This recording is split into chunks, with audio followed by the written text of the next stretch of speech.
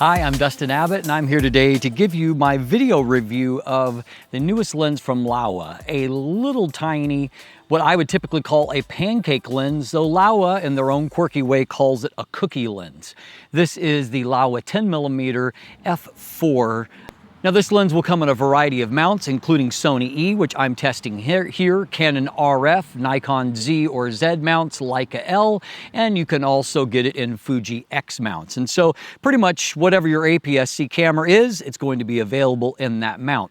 Now this is obviously a very wide angle of view, and if we take a look down at my shoes, you can see it's a long way down to the ground. That's a full frame equivalent of about 15mm, and to get that in such a tiny compact package is obviously going to be really intriguing for a lot of photographers.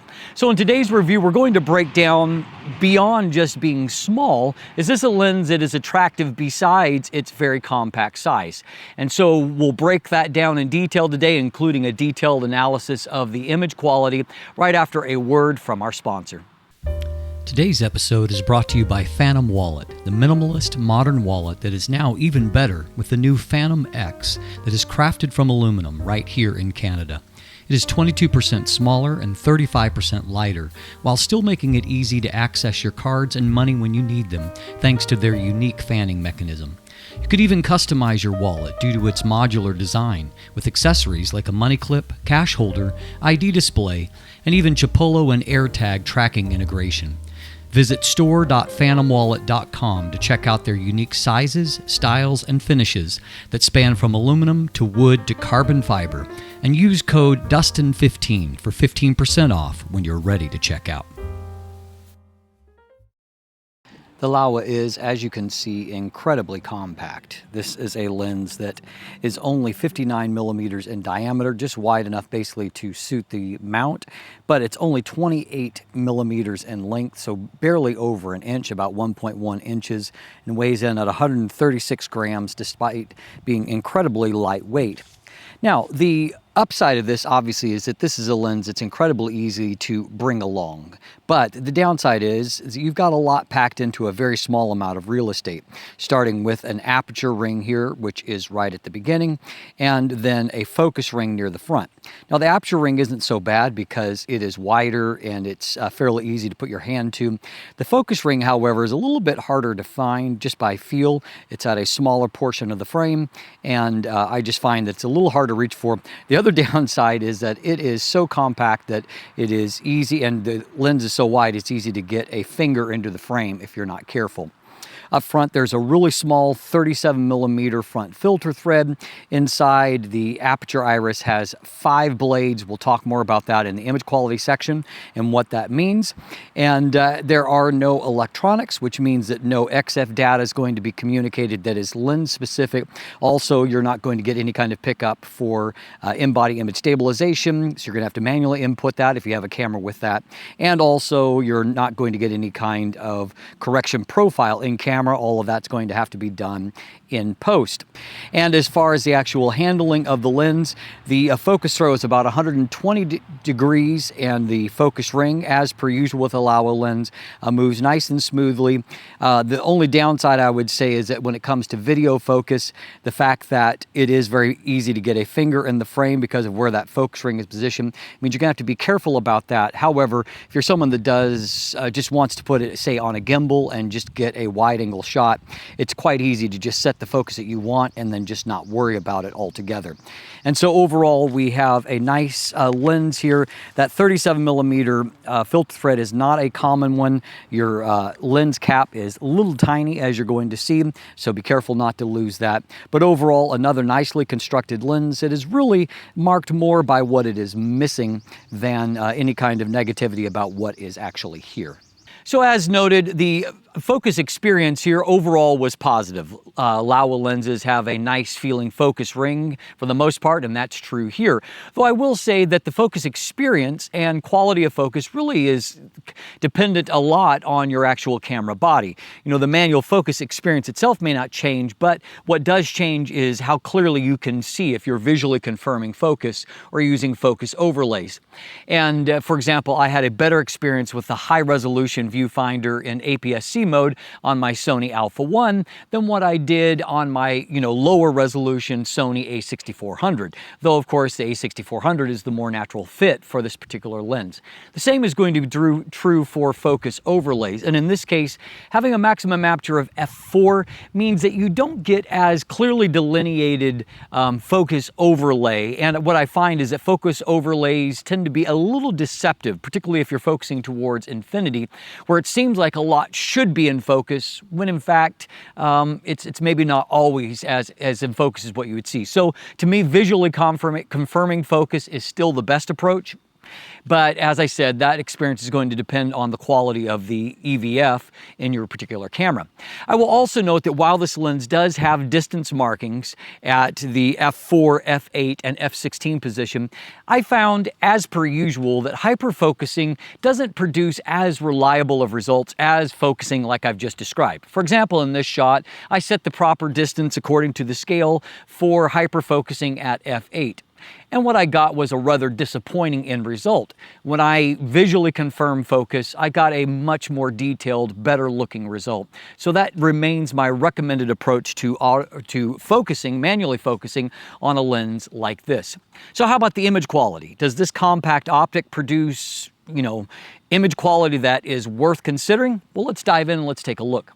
Of course, people invariably ask how much of a full frame sensor this will cover, so this gives you a look at how wide it is. If I crop in to eliminate all of that, we get approximately this width, and you can see that if I go into APS-C mode, it's framing in a little bit tighter, so just toggling back and forth. So yes, you can get a little bit wider than a APS-C crop out of the lens, but not a ton. Now, probably the greatest advantage of this lens, other than its compact size, is the fact that you can get such low distortion in such a compact lens. It's not to say that it is 100% free of distortion. There is the mildest amount of a bulge here, but I will say that I think it's probably only present at such a close focus distance as this. I really did not see it when photographing straight lines, as we'll see in just a moment.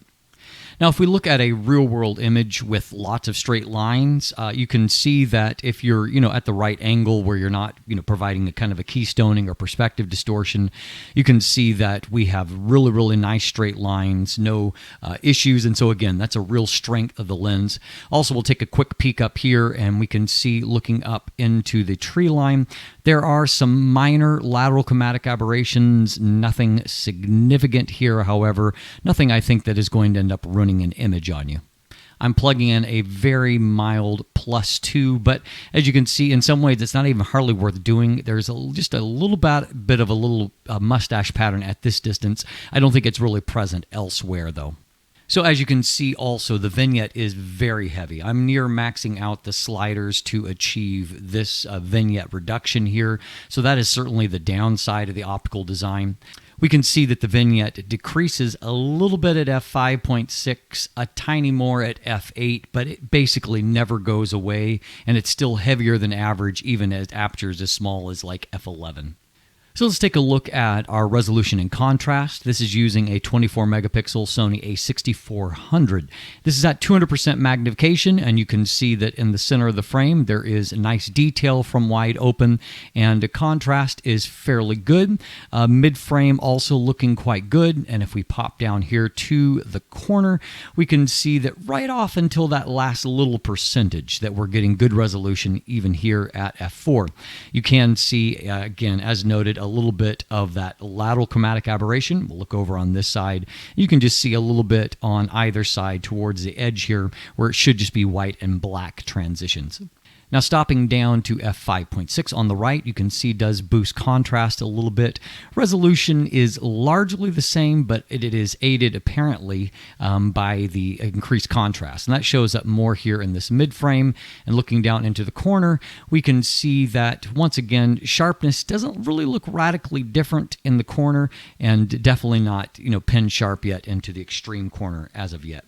Stopping on down to f8 doesn't really do a whole lot here in the corner. It is, it's reasonably sharp, but it never gets exceptionally sharp.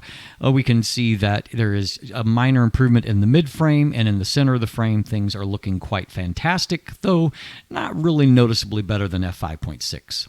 If you stop on down to f11, you can see that there is a little bit of improvement in the corners.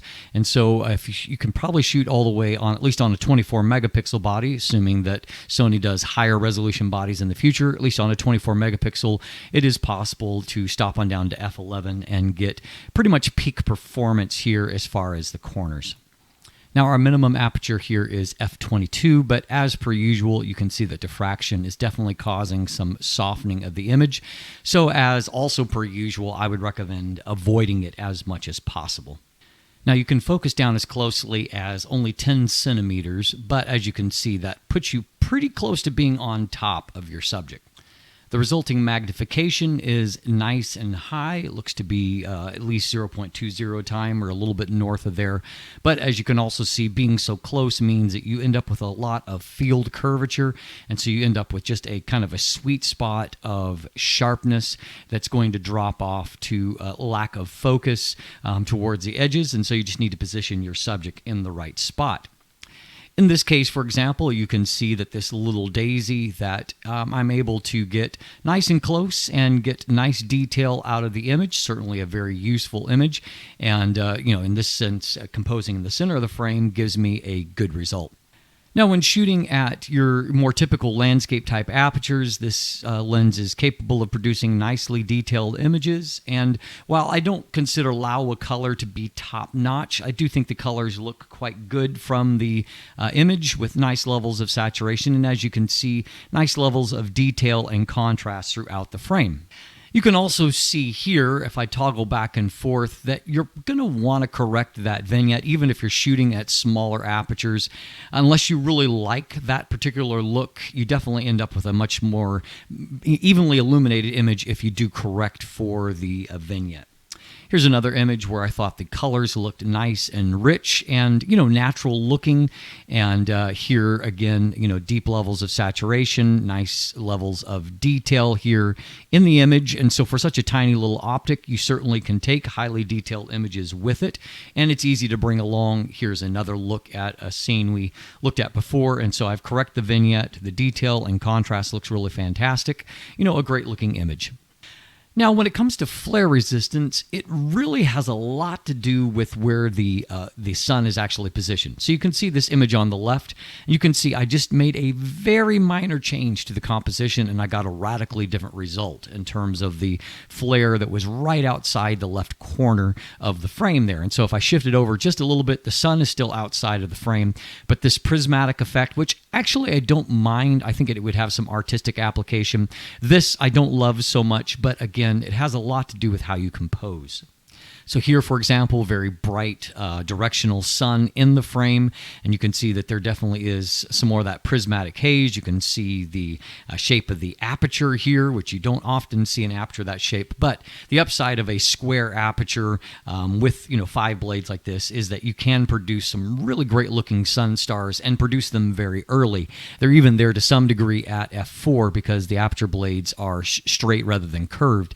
And so for a landscape oriented lens, I think that's probably the right choice. And the sun stars are a really nice addition to a lens that is quite interesting optically.